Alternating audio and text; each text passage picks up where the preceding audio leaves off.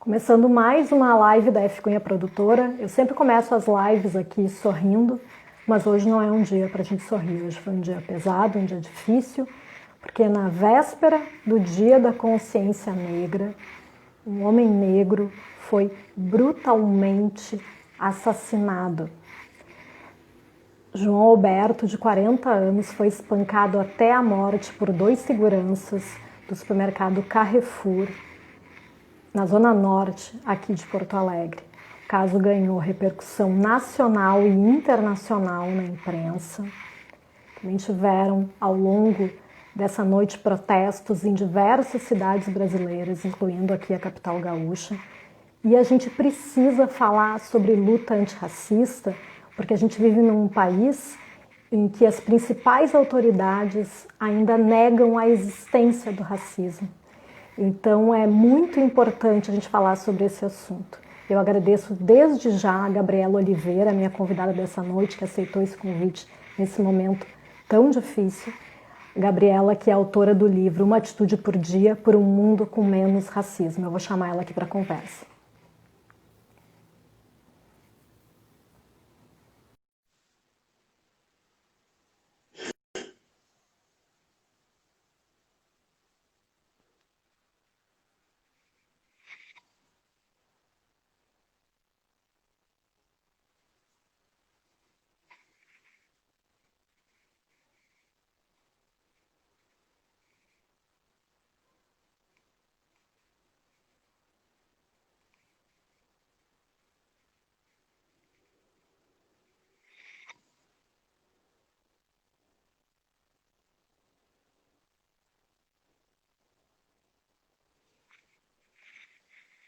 Ela vou te chamar de novo aqui, que deu um problema na conexão, tá? Só um instante.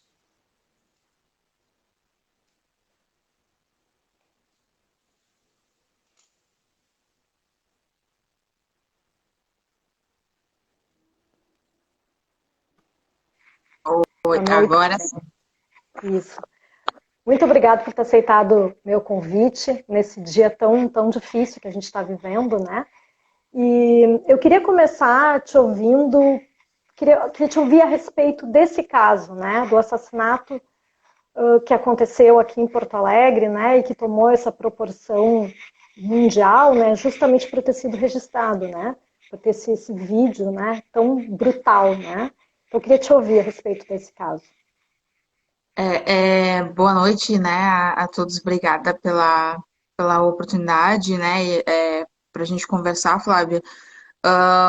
Esse caso, né, que se soma aí a muitos casos em que a gente acorda todos os dias aí, é, de ver, né, e presenciar, né, que corpos negros, né, independente da idade, né, de crianças, de jovens, né, de adultos e de idosos aí que são vítimas da violência, né, de uma violência que ela é gratuita, né, que não tem um fundamento que senão o racismo, né, que nos atravessa não só enquanto indivíduos, mas enquanto sociedade, né, o racismo estrutural que nos atravessa.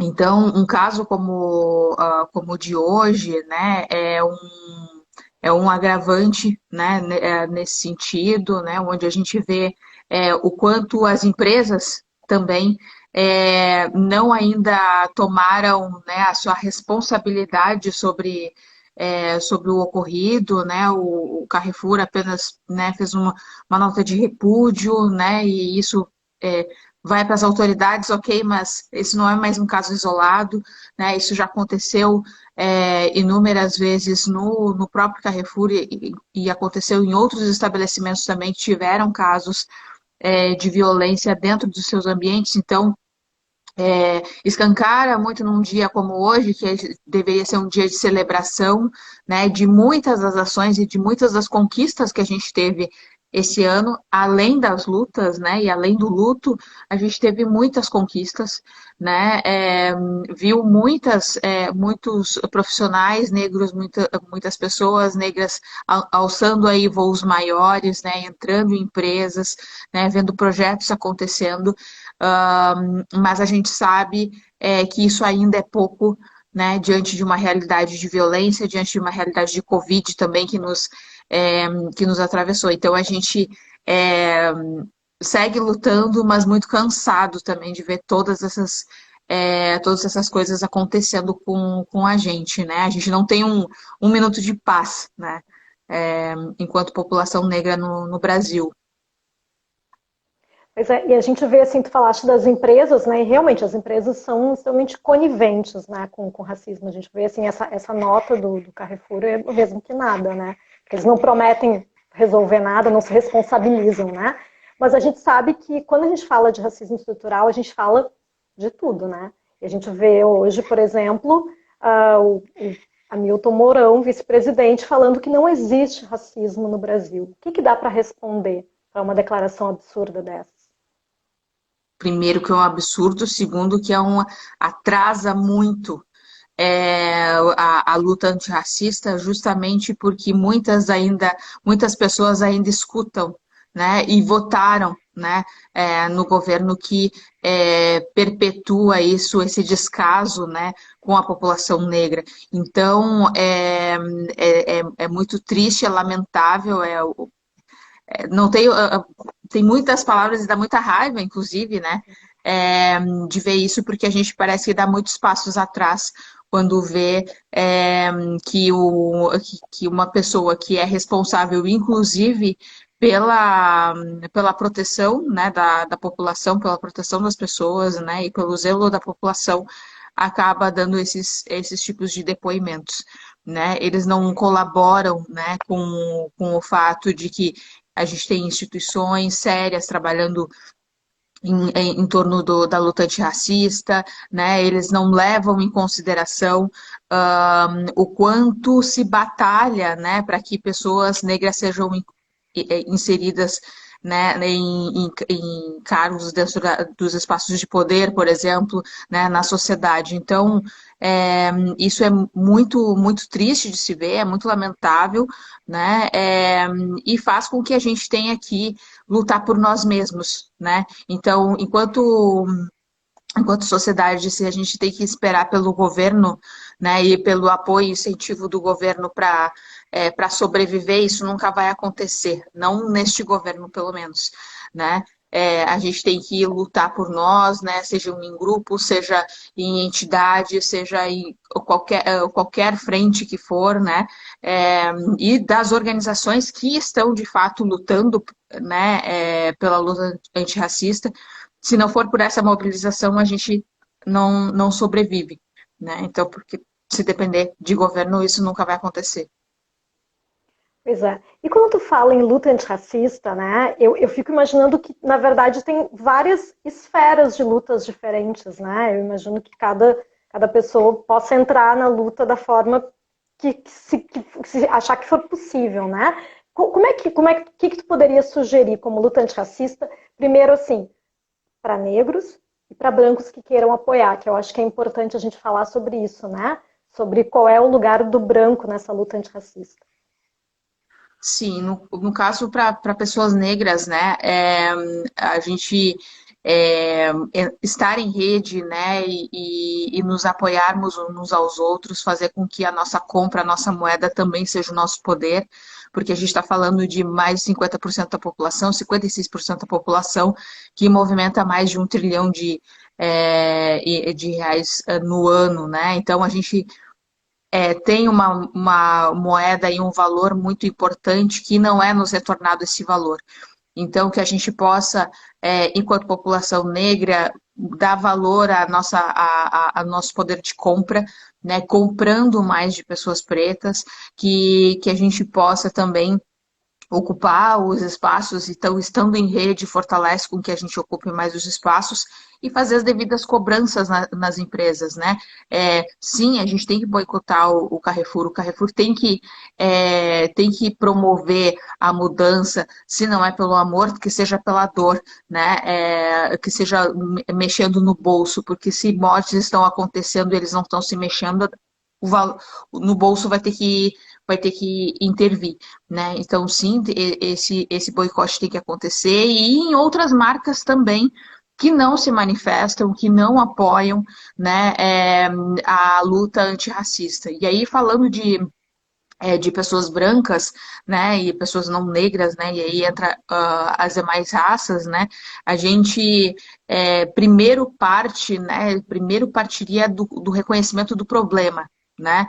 Racismo não é um assunto apenas de pessoas negras e a conversa não tem que ser apenas com pessoas negras, né. Pessoas brancas têm que reconhecer a sua branquitude, entender os seus privilégios enquanto pessoas brancas, né? Então, o que te trouxe até aqui, o que fez com que tu tivesse uma abertura de portas, essas aberturas de portas não são iguais para pessoas negras, né? Então, entender que esse caminho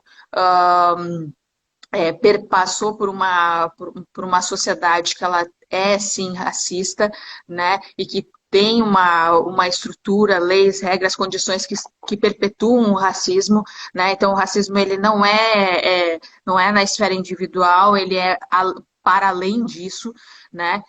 Então quando a gente reconhece, né, parte desse reconhecimento do problema, passa por entender os privilégios, um dos primeiros questionamentos a se fazer é como que está o seu entorno, né? E aí a gente tem uma das dicas, das atitudes, né? Tratadas, por exemplo, no livro que foi publicado esse ano, a atitude do teste do pescoço, né? Então, olhando para o lado hoje no teu entorno, né? É um teste muito simples. Quantas pessoas negras estão trabalhando dentro do seu negócio, da empresa onde você trabalha, né? Nos locais onde você circula, né? Quantas pessoas negras estão usufruindo ou apenas trabalhando, né? E na maioria das vezes a gente vê pessoas negras trabalhando e não usufruindo, né? Então aí está o problema, né? Então que a gente comece a questionar os espaços, né, onde a gente está, de por que não tem mais pessoas negras nesse lugar, por que eventos, né, empresariais e qualquer tipo de evento, né, eu falo muito da questão empresarial e corporativa, que é o ambiente onde eu me relaciono, né? Mas em outros ambientes sociais, em ambientes políticos, por exemplo, nos espaços de poder, né? No legislativo, agora a gente teve uma movimentação muito positiva com relação às eleições, né? De que a gente viu mais mulheres, mais candidaturas negras, né? E em muitas cidades, né, pela primeira vez, muitos vereadores e vereadoras, né, negros também sendo eleitos, né? Então, essa movimentação ela tem que partir não só de pessoas negras, tem que partir de pessoas brancas. Esse questionamento tem que partir disso. E a partir do questionamento, começar a cobrar, começar a agir também. A compra tem que ser intencional, eu tenho que apoiar empresas que lutam contra o racismo, né? E essa luta contra o racismo dentro das organizações, ela está em olhar para a pirâmide da empresa, né, para os cargos da organização e entender que tem que ter pessoas negras em todos os níveis, né? De estágio, de analista, de gerente, né? De cargos de diretoria, de executivos, né? Então, quando a gente muda e acolhe, recruta, né, integra profissionais negros dentro das organizações, é aí que de fato a gente está fazendo uma luta antirracista dentro das empresas, né? Que é o exemplo que a gente infelizmente não teve no caso do Carrefour. Eu estava vendo um post de uma profissional negra que comentou que se tivesse ações afirmativas, né, palestras, educação antirracista dentro da organização, talvez o que aconteceu hoje não teria existido, né? Porque é isso, a empresa também é responsável, né? As organizações elas precisam se responsabilizar pelas ações antirracistas dentro dos seus espaços, é elas que têm que se responsabilizar, não só as pessoas e o governo, né? Então, acho que quando mudar essa mentalidade de responsabilidade, a gente vai começar a ver cenários não tão cruéis, né? Como os episódios que aconteceu hoje. Ontem, Pois no é, eu caso, acho né, que 19, né? sim. Eu acho que uma outra camada que a gente pode pensar, né, nesse caso, é que também um dos seguranças também era um policial militar, né? E eu acho que a polícia também é muito racista no Brasil, a gente sabe, né? E eu não sei exatamente de que maneira que isso pode mudar, né? Porque eu acho que ainda a gente ainda consegue pressionar as empresas, talvez agora, né, com o Carrefour, se houver um boicote, já está vendo esses protestos agora à noite, as pessoas estão fazendo protestos, estão se quebrando o patrimônio deles, né? Tem seguro, mas igual as empresas não gostam quando isso acontece, né? E claro Uhum. que tem quem defenda, né? Quem festeja agora achando que os protestos estão exagerados, né? Tem gente que acha que a vida humana vale menos do que uma vidraça ou o que seja que estão quebrando lá. Uhum. Né? Mas assim, como é que a gente faz para lutar contra o poder da polícia, né? Essa eu acho mais difícil de a gente fazer, né? Além de denunciar, claro, né? Sim, a polícia no país ela tem que passar por uma reestruturação, uma reforma, né? E isso já começa do topo, né? Começa da forma como é comunicada a segurança sempre vista, né? Como não como preventiva e sim como algo para buscar ir atrás de pessoas negras, porque é isso que acontece no país, né? Então, a cada 23 minutos a gente perde um jovem negro e vítima de violência, muitas vezes essa violência é gratuita, né? E a gente sabe que as estruturas de poder privilegiam que vão atrás de pessoas negras, e essa é uma luta, inclusive, muito injusta, porque muitas vezes quem está do outro lado da polícia também são pessoas negras, né? São militares, são policiais negros que também estão nessa frente, que não são também acolhidos, né? Não tem um trabalho de saúde mental, é, não tem um esforço aí para que se tenha uma polícia mais justa, né? E aí, quando se sobe ainda dentro da esfera da polícia, se sobe para outros cargos também, a gente vê que diminui também a quantidade de pessoas negras que estão decidindo, que estão julgando, né? Então, na magistratura, a gente tem poucas pessoas negras também, o que faz com que a gente tenha uma população aí carcerária de maioria de pessoas negras, né?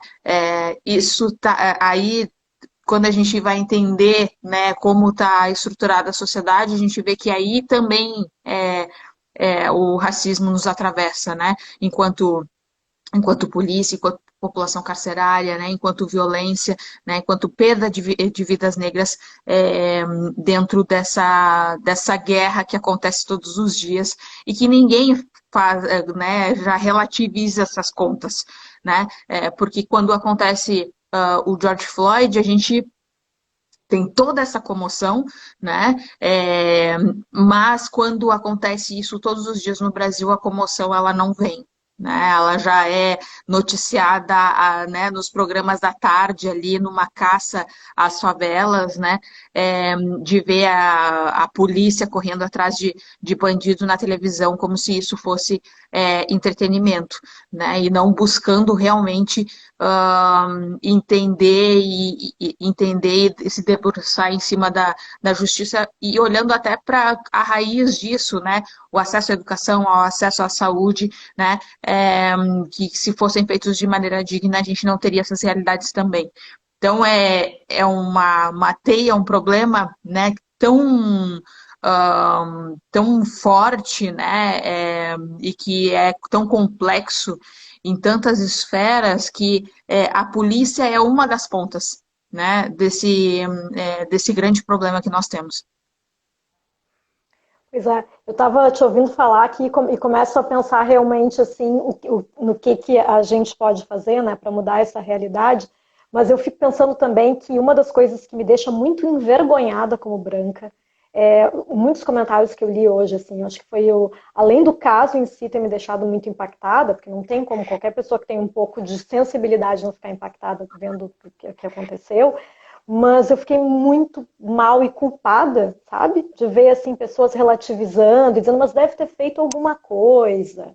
Não é bem assim, não foi racismo. E isso dói muito, né? Porque eu imagino como doa em quem é negro, porque me doeu muito vendo aquilo ali. Porque a gente fica assim numa situação, assim, uma sensação de impotência, né? E eu queria tentar, né, ver contigo assim o que dá para se fazer, né? Porque eu acho que o teu livro tem essa coisa assim de a gente tentar lutar por um mundo com menos racismo, né? E eu acho Sim. que dias como hoje, que são tão difíceis e pesados, né? Servem talvez para isso, para a gente fazer reflexões para que isso tentar de alguma forma que casos como esse não aconteçam mais com tanta frequência, infelizmente. Sim, e que por conta de tragédias a gente tem que ver mudanças, né? A gente literalmente, né, a gente tá cansado, né, de todo dia acordar e ter uma notícia cruel como essa, né? E enquanto população como um todo, é, primeiro é muito triste, muito revoltante. A gente vê que ainda as pessoas não entenderam o que está acontecendo, né? Que isso passa assim né, pela cor da pele, pelo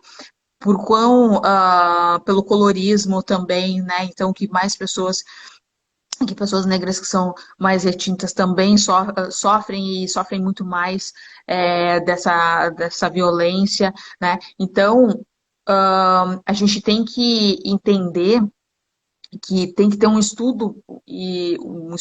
busca profunda de todos, né, das questões raciais, né? As pessoas têm que começar a entender que elas precisam estudar o que está acontecendo para que elas vejam o quão profundo isso é, né? E que cada mudança, que cada atitude vai importar, né? E importa para que a mudança de fato aconteça, né? Então das muitas atitudes, né, tá essa busca, né, por ler mais sobre profissionais negros, né, sobre intelectuais negros, né, ler sobre o feminismo negro e entender que a violência também atravessa e muito mulheres negras, né, que são a base aí da sociedade, que são as mulheres, a população que mais sofre de violência doméstica, né, que sofreu muito com a Covid agora, sendo mãe solo, né, tudo isso não é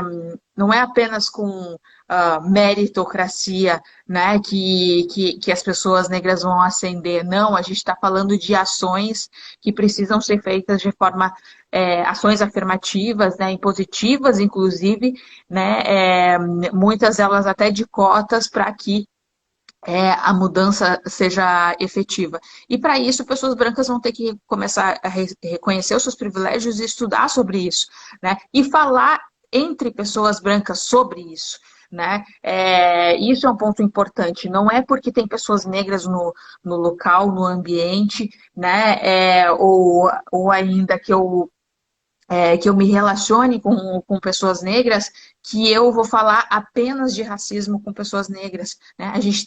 A gente já fala e já discute sobre isso durante muito tempo, a gente já vive isso durante muito tempo, né? Pessoas brancas têm que começar a discutir e a entender seus privilégios, né? E começar a questionar os seus espaços entre, né, elas, né? E entender, claro, o seu lugar de fala, né? O seu lugar enquanto aliados nessa luta também, né? Porque muitas vezes a gente precisa falando dentro das empresas, inclusive dentro dos espaços de poder, a gente precisa de pessoas brancas para justamente fazer com que tenham mais ações afirmativas, tenham mais políticas públicas também, né?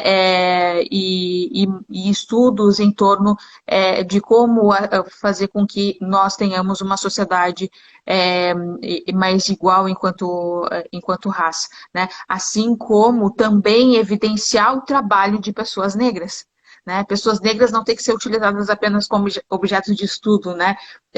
E sim como atores e protagonistas dentro da sociedade. Então, evidenciar também esses trabalhos, evidenciar esses autores, evidenciar esses intelectuais também é extremamente importante, né? Uma das atitudes, inclusive, Flávia, que eu comento no livro, é a síndrome do branco herói, né? Essa busca por estudo, por mais entendimento das questões raciais faz com que qualquer ação que pessoas brancas façam queiram, né, receber um troféu por isso. E não, essa luta é de todos, né? Ela é diária, ela não tem glamour, ela não tem holofote, ela é justamente para que a gente tenha uma vida mais digna, que a gente possa viver, né? Que a gente possa sobreviver, inclusive, diante de um ato como aconteceu de ontem, porque a gente não sabe, né, se a gente vai no mercado e vai voltar vivo, né? A gente não sabe se vai para o trabalho, enfim, vai para qualquer lugar, né, e não vai receber, ou ainda dentro de casa, não vai receber uma bala perdida, né, como em muitos lugares. Então, a gente precisa, né, que essa luta ela aconteça todo dia, né, de forma coletiva, né, que isso não seja responsabilidade de apenas um grupo de pessoas, e sim seja responsabilidade de todos, porque isso, inclusive, ajuda ao país a ascender também, né, economicamente, socialmente, né, então isso é um benefício para todos, né, para pessoas negras terem uma vida mais digna, mas para todos também, enquanto crescimento da sociedade. Eu quero te perguntar sobre o processo de produção do livro, mas antes eu só quero um comentário teu, que tu comentaste antes falando sobre essa questão dessa vitória nas câmaras municipais de muitos vereadores negros, né? Aqui em Porto Alegre, inclusive, a vereadora mais votada, uma vereadora jovem, negra, né? E acho que isso é muito importante, acho que se teve alguma coisa positiva desse primeiro turno das eleições, né? Eu acho que foi esse aí, para mim, foi a nota, assim, acho que deixou a gente um pouco de esperança nesse futuro, né? Nesse 2020 tão difícil que a gente teve, né? Mas aí, ao mesmo tempo, no dia seguinte, aqui em Porto Alegre, começou a circular, né, um áudio de um vereador que se candidatou a prefeito e recebeu uma votação muito inexpressiva. E eu confesso que quando eu recebi o áudio no grupo, eu achei tão escroto que eu pensei, não, isso aqui deve ser alguém imitando a voz dele, não é possível que alguém tenha falado isso, né? E aí até não passei adiante, porque, bom, não deve ser falso, né? Vamos esperar. E aí daqui a pouco ele mesmo foi para as redes sociais e reconheceu e ainda ficou relativizando o que falou, né? Queria saber de ti, assim, o que a gente pode fazer como brancos, né, quando acontece isso? Porque aí a gente vê que existe uma parcela da população que se sente injustiçada em situações como essa. Uma vereadora negra é a mais votada, e aí vai lá o homem branco, hétero, né, privilegiado, e diz que aquilo ali é uma conspiração, né, que não é aquele não é o lugar, né? O que será que dá para a gente fazer com esse tipo de racista? Além, claro, de denunciá-lo por racismo. Denunciá-lo por racismo, né? Claro, num caso como esses, é difícil dizer que educar o racista vai fazer com que ele, nesse caso, passe pela transformação, né?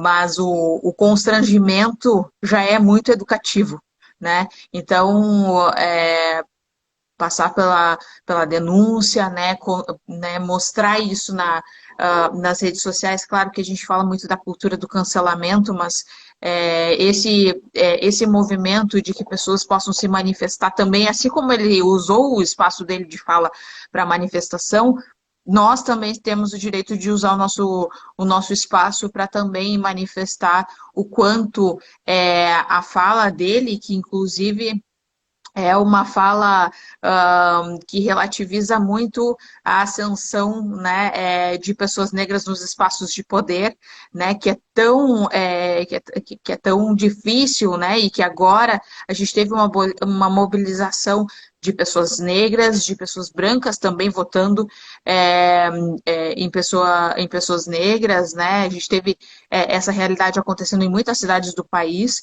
né? E nesse caso é usar o nosso poder e espaço de fala para assim julgar e educar também a população em torno de o quanto o legislativo ele precisa, né, que a gente tenha cada vez mais candidaturas, né, apoiar esses candidatos, né, e esses agora vereadores e vereadoras eleitos, né, para que eles possam também seguir com as suas políticas públicas, né, com os seus planos também de governo, porque isso é outro passo também. Agora, então, temos mais pessoas negras dentro do legislativo.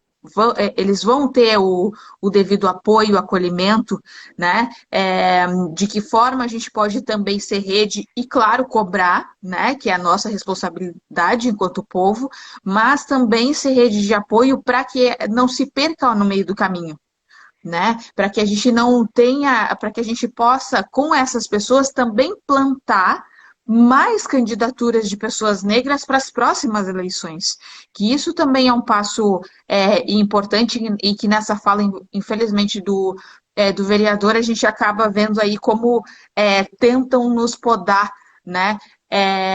De avançar nesse sentido, né? Então a gente teve uma crescente de vereadores agora, mas não é suficiente, precisa de mais, né? Precisa agora que nas próximas eleições, quando a gente está falando de deputados e senadores, né, de governadores, enfim, que a gente tenha mais candidatos, né, a essas eleições, essas próximas eleições, que sejam pessoas negras.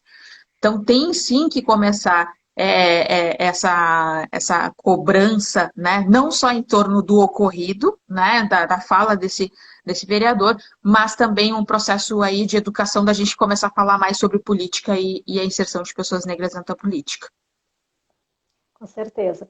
Queria saber que tu falasse um pouco da tua trajetória, né? E também falasse do processo de produção do livro Uma Atitude por Dia por um Mundo com Menos Racismo. Então, bom, passando um pouco pela minha trajetória, né? Eu sou designer de formação, nasci no interior do Rio Grande do Sul, em Dom Pedrito, e desde lá, enfim, eu sempre gostei de criatividade, sempre gostei de desenho, enfim, isso acabou levando a minha vida adulta dentro do design, né? E atuando como designer, né? E trabalhando em agências de comunicação, em publicidade, em Porto Alegre e principalmente na Serra Gaúcha, né, em Caxias do Sul. Caxias do Sul tem uma cultura também muito enraizada na imigração italiana, né, e que essa cultura também perpetua muitos aspectos racistas, né? Então a gente tinha, né, que conviver dentro dos espaços aí, muitas vezes sendo a única mulher negra dentro dos ambientes, principalmente numa área tão específica como era o caso do design da tecnologia, né? Essa solidão durante muito tempo e que, inclusive, é, acarreta em muitos traumas, né? Porque isso acaba mexendo, principalmente no caso da mulher negra, né? Na estética, então o cabelo liso, né? Toda essa construção que tem que se fazer ao longo da vida, né? De uma mulher negra, né? Que na minha época não tinha tantas referências, né? Para se inspirar, né? Enquanto uma figura profissional. É, foi essa foi essa trajetória assim de sempre querer alçar voos maiores, né? Mas muitas vezes se sentir sozinha nesses espaços, né? E vendo poucas perspectivas de crescimento, né? E aí, a partir dessas poucas perspectivas, eu passei a entender que eu queria empreender, né? E o empreendedorismo aí sendo uma ponte para que eu pudesse alçar voos maiores, né? Para que eu pudesse fazer aquilo que eu gostava, né? E aqui um privilégio que eu tive, né, de empreender não apenas por necessidade para pagar as contas, mas também por oportunidade, né, então de enxergar uma oportunidade de negócio, uma oportunidade de mercado e buscar isso, né, então eu empreendi em educação é, durante muito tempo, ainda empreendo em educação, então eu tenho uma escola de criatividade em Caxias, e essa minha trajetória enquanto empreendedora também foi de ocupar esses espaços, né? Porque muitas vezes em entidades de classe, em ambientes empresariais, também apenas se vê homens brancos. Né? Então, um pouco se vê mulheres negras sendo encaradas e vistas como as proprietárias da empresa, né? Tive muitos episódios onde as pessoas à minha volta eram tratadas como pessoas brancas à minha volta eram tratadas como as donas da empresa, menos eu, né? Então, diante dessas vivências e dessas microviolências que a gente passa todo dia, né? E que são perpetuadas até hoje, é, eu comecei a me integrar e a ser acolhida, né, por profissionais e por mulheres negras, né? Então, nesse meio tempo, né, foi aí que eu comecei a aprender mais sobre questões raciais, né, tendo o meu letramento racial sobre o tema, né, e esses estudos levaram a dois momentos aí que foram importantes para mim. Um foi uma apresentação de um TEDx no ano passado, falando sobre o recorte de diversidade e de empreendedorismo de mulheres negras, né, no país, né, considerando aqui um dado importante que hoje 28% da população no Brasil é de mulheres negras, né, segundo o IBGE, ou seja, um terço da população, e um terço da população que é desassistida, né, enquanto ações aí de empreendedorismo, de ações de políticas afirmativas, né. Essa realidade está mudando, a gente tem muitos grupos de fomento de mulheres empreendedoras, de incentivo, de investimento, inclusive, para mulheres empreendedoras, mas ainda são passos aí muitos passos ainda que a gente precisa dar para que o cenário e as oportunidades sejam iguais. E por conta dessa trajetória, dessa vivência enquanto TEDx, eu fui convidada esse ano a escrever o livro, então, Uma Atitude por Dia para um Mundo com Menos Racismo, pela editora Belas Letras, que já tem uma série que trata uma atitude, né, dentro de diversos temas, né? O primeiro tema foi Um Mundo Melhor para as Mulheres, que tem 100 atitudes, então, em torno dentro do feminismo, né, dentro das questões de gênero, e, então, em maio, a gente teve, então, maio, junho, né, a gente teve o lançamento aí do livro, tratando sobre questões raciais e sobre o racismo, né, e aí a construção do livro, ela foi muito no lugar de o quão plural precisava, né, se mostrar e se evidenciar pessoas negras, né? Então a gente trata tanto da questão do recorte de gênero, do recorte de capacitismo, né? De corpos, de idades também, né? De evidenciar talentos negros, né? Então que se consuma não apenas música, arte, mas também no cinema que se consumam diretores negros, né? Então que as histórias, as narrativas sejam contadas por nós, né? E além de evidenciar as nossas potências, é importante também esse passo de reconhecimento, né? Então o livro ele foi construído para que pessoas brancas pudessem partir, né, de algumas atitudes sem relativizar o racismo e as questões raciais, indicando, inclusive, outras leituras mais aprofundadas, né? Então, a gente indica aí Silvio de Almeida, indica Abdias do Nascimento, Conceição Evaristo, Angela Davis, enfim, outros autores, né, para aprofundar. Então, que o livro serve muito para ser o primeiro passo, né? Eu começo, né, com uma atitude, né, desdobro para outra, faço observações, faço leituras, faço exercícios e a partir disso começo a tomar, né, mais ações em torno da luta antirracista. É uma leitura muito necessária, realmente, né? E como é que foi a tua participação na Feira do Livro de Porto Alegre? Foi muito legal, assim, foi um momento muito mágico, assim, muito muito nervoso, ansioso, assim, para mim, né, diante de pessoas que, né, que eu admiro muito e também muito especial. Dado a realidade também de escritoras negras gaúchas, né? Nós temos poucas escritoras negras é, com livros publicados, né? Porque não quer dizer que a gente tenha poucas criativas, né? Poucas intelectuais, muito pelo contrário, nós temos muitas, né? Mas como a Conceição Evaristo fala, né? Até chegar à publicação é a grande barreira, né? Então, eu tive esse privilégio de fazer essa fala, né, essa participação na feira que para mim tem um carinho muito especial porque muitas vezes eu imaginava e sonhava em fazer as minhas viagens, né, para casa da minha avó que morava em Caxias do Sul, eu morando em Dom Pedrito, né, e tendo a oportunidade de casar ali as datas para poder dar uma passadinha na feira, né? Então, um carinho muito especial pela feira, né? Querendo muito que a feira pudesse ter sido presencial para ver as pessoas, né? Para receber esse acolhimento presencialmente, mas também feliz pelo fato de que a gente tem essa mensagem sendo passada não só no Rio Grande do Sul, mas também no Brasil, né? Foi um evento muito especial, sendo o primeiro aí, infelizmente o primeiro em 2020, felizmente, infelizmente, né? Felizmente, porque já estava tarde, né?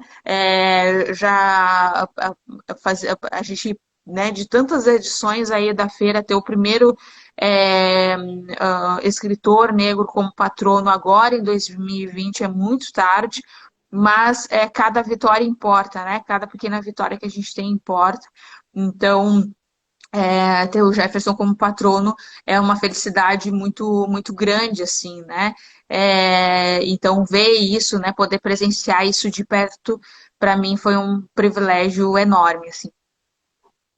Pois é, porque a feira, por um lado, né, a gente lamenta, né, que não pudesse ser presencial, por motivos óbvios, não foi presencial, né? Acho que eu entrevistei aqui o presidente da Câmara Rio Grandense do Livro e falei para ele, é uma atitude responsável, porque talvez se tivesse uma pressão e se dissesse, não, mas é ao ar livre, mas, Uhum. né? Mas eu acho que é uma atitude muito responsável da Câmara do Livro e ao mesmo tempo de não simplesmente cancelar a feira, né?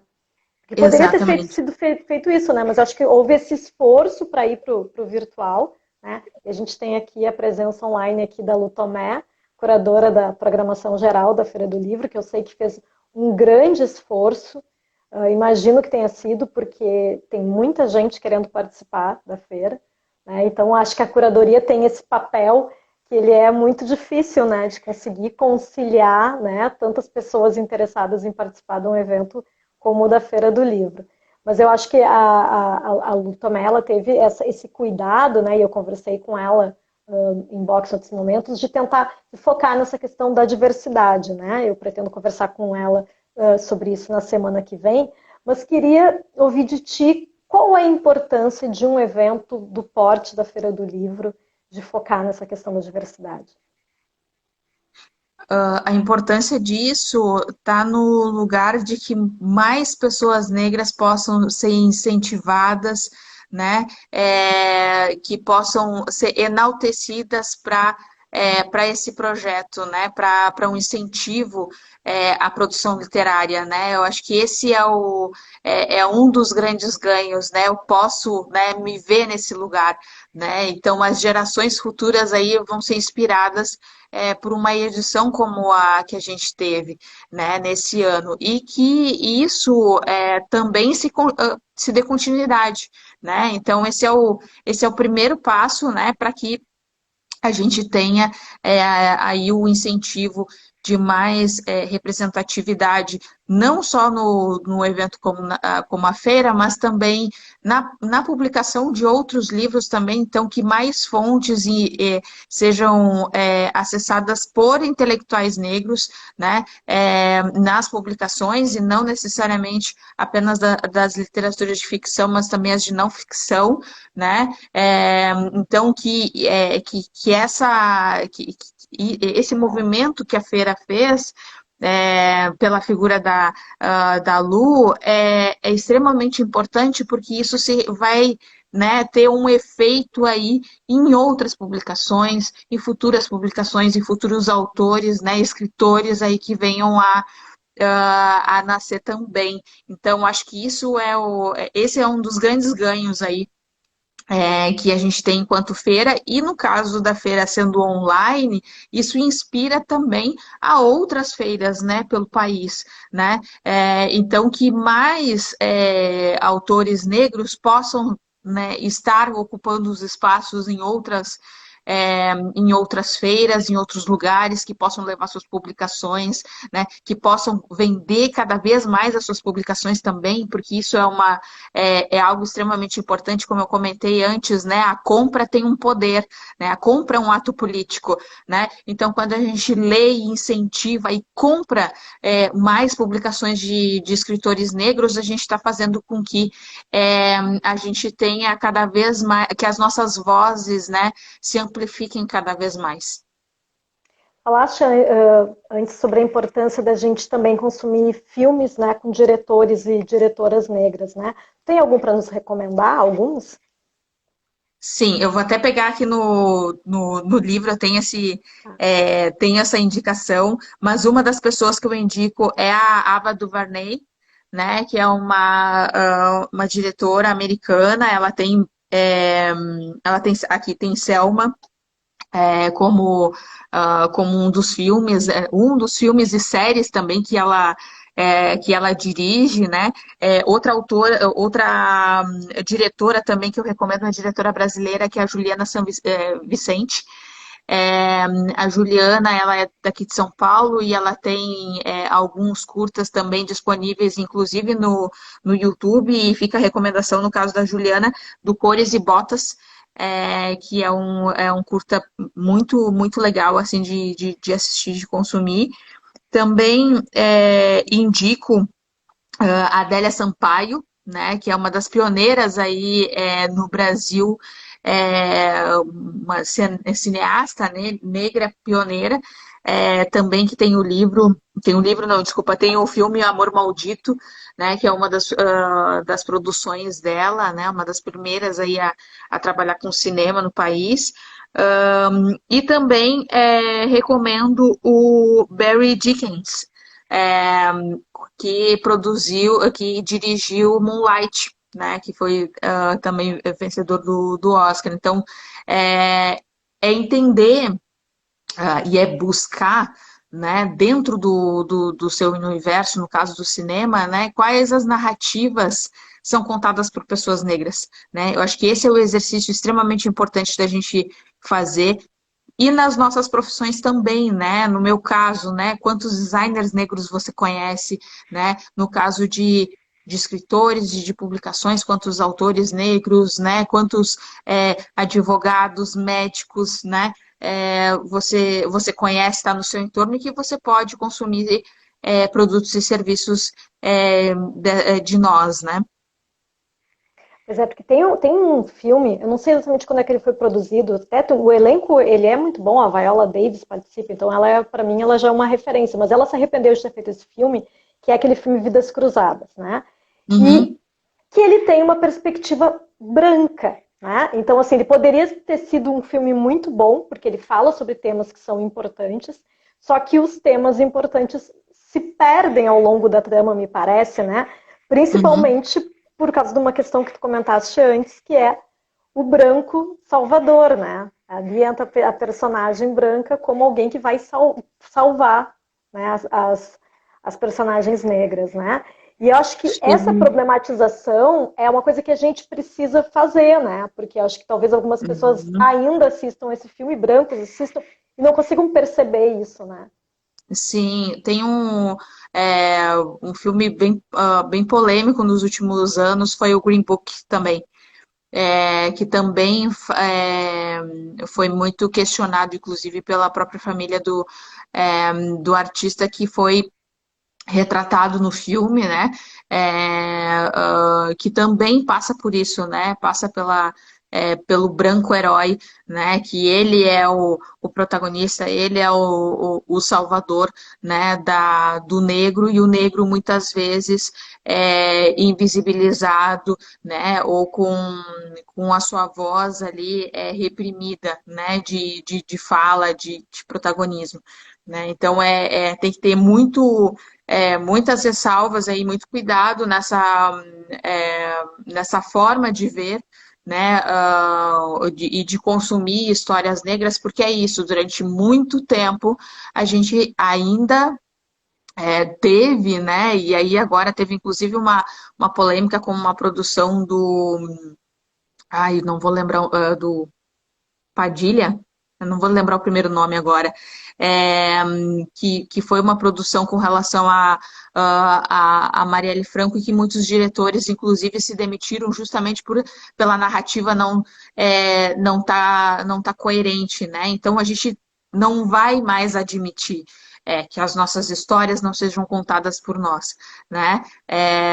Que as nossas narrativas, que a forma como as pessoas veem essas histórias também, né? Seja pela perspectiva do roteirista, do diretor, né? De quem edita os filmes, de quem cocria tudo isso.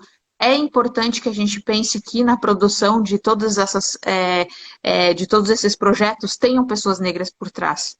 E aí fica, inclusive, a reflexão com relação aos produtos e aos serviços que a gente consome, né? É, também tem que ter produção de pessoas negras, né, no desenvolvimento de tudo isso, né, porque aí sim a gente está falando de uma diversidade que ela acontece em todas as esferas, né, não é só a propaganda no comercial de TV, né, não é só o anúncio na revista, né, e sim o fotógrafo que está desenvolvendo a leitura dessa imagem é um profissional negro, maquiador, enfim. Pois é, porque eu fico pensando que atitudes como, por exemplo, do Magazine Luiza, com o programa de trainee, teve gente que disse que a Luiza Trajano estava só querendo, tipo, sabe, lacrar, surfar nessa onda e tal. Mas eu acho que foi uma atitude que eu acho que é necessária. Não sei qual é a tua visão a esse respeito.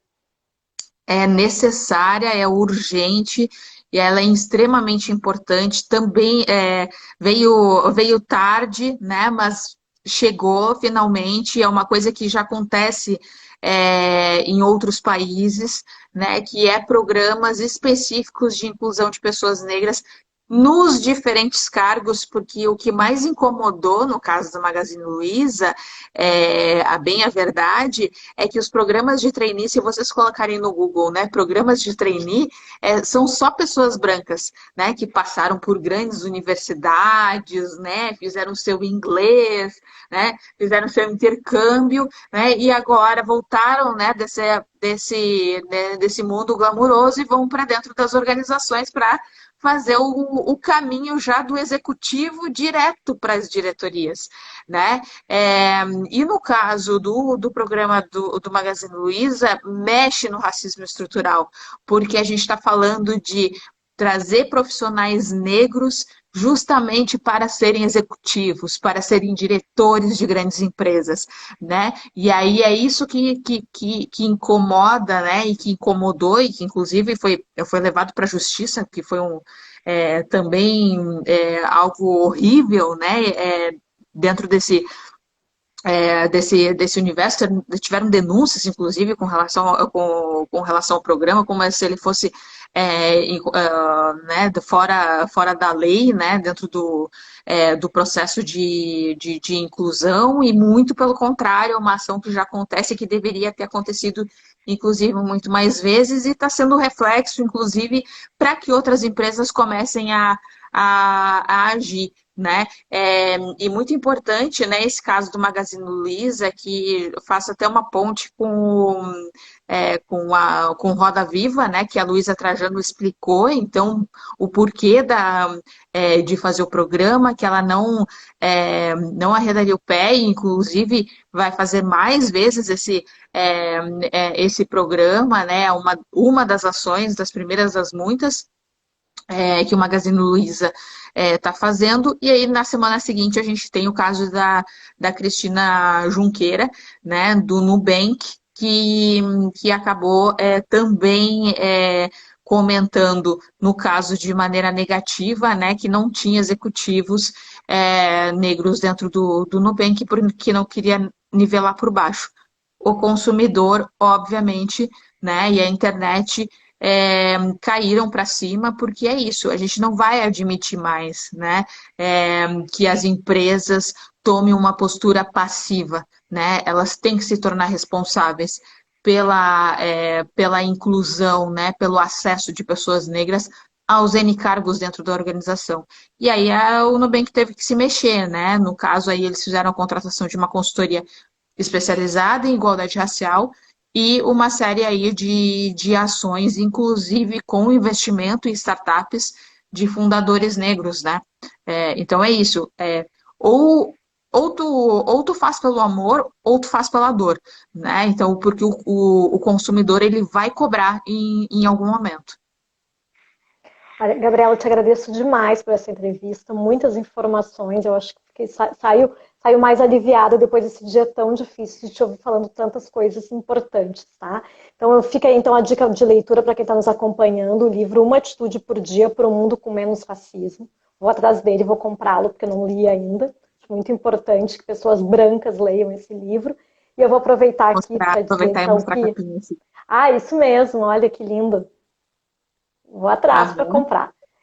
E então avisar para quem está nos acompanhando aqui que sexta-feira que vem, então, a minha entrevistada é a Lu Tomé, que foi curadora da programação geral da Feira do Livro 2020. A gente vai falar sobre a feira e também vai falar sobre projetos editoriais, que a Lu Tomé, que é jornalista, envolvida aí com literatura há um bom tempo, está envolvida. Então, te agradeço muito. Se quiser deixar um recado final aqui para quem está nos acompanhando, fique à vontade. Bom, o recado final que eu deixo, né, de um dia tão cansativo, né, e tão doloroso como o de hoje, é que essa luta ela não é só a minha, né, não é só de pessoas negras, é de todos, né. Então que isso comece com um livro, com um vídeo no YouTube, né, que busquem, né, fontes negras, que busquem intelectuais negros, né, que não parem na primeira busca no Google, né, que isso tem que ser todo dia e que principalmente levem essa luta, né, não só no universo de vocês, na família de vocês, mas nas empresas, nos espaços de poder e nas organizações, porque esse é um benefício para todos, né, e para a dignidade de pessoas negras. Tá, muito obrigado, boa noite para quem está nos acompanhando aqui ao vivo. Te agradeço mais uma vez, Gabriela. Obrigada. Obrigada, Flávia, boa noite.